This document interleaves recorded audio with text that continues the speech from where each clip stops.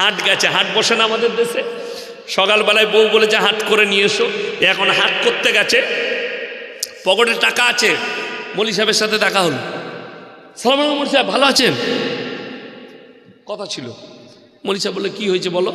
বলছে 200 টাকা, আমি টাকা ভরতে গিয়ে ভুলে গেছি ভাই, 200 টাকা দেন তো, বাড়িতে গিয়ে দিচ্ছি, মসজিদে দিয়ে দেবো। মৌলী সাহেব মানুষ, দিয়ে দিবে, গ্রামের মানুষ, দিয়ে দিলে 200 টাকা। এ তো আর চাইতে পারছে না। জোহর গেল, আসর গেল, মাগরিব গেল, এশা গেল, আবার ফজর এলো, আবার জোহর।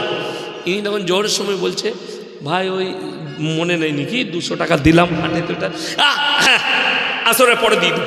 সে মাল আর আসরে এলোই না।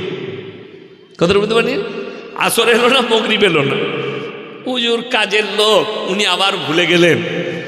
এখন 3 দিন 4 দিন 1 সপ্তাহ পরে ইনি দেখলেন কত আর চাইবো, ও যখন মন যাবে দিবে, চাওয়া ছেড়ে দিল। ও মনে করছে আমি বেঁচে গেলাম।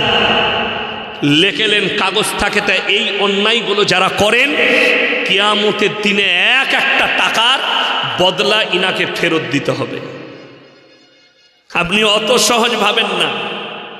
আমি এক জায়গায় দোকান দিচ্ছি, তো 5 টাকা খুচরো নাই, তো আমাকে বলছে যে আপনি মনে করে দিয়ে দেবেন। আমি মনে রাখার লোক নয়, মাদ্রাসা জলসা, আমি কিন্তু তোমার 5 টাকা মনে রাখবো।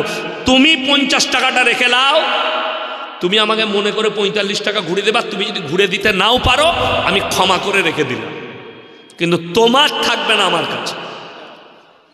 আপনি 1 টাকা যদি থাকে, আপনার কাছে 10 টাকার নোট, তাকে দিতে হবে 51 টাকা। আপনার কাছে আছে 60 টাকা, 50 টাকা, 10 টাকা, আপনি 9 টাকা তার কাছে জমা রাখুন, যে আমি পরের দিন হাটে নিয়ে নেব, পরের সপ্তাহে নিয়ে নেব হাটে।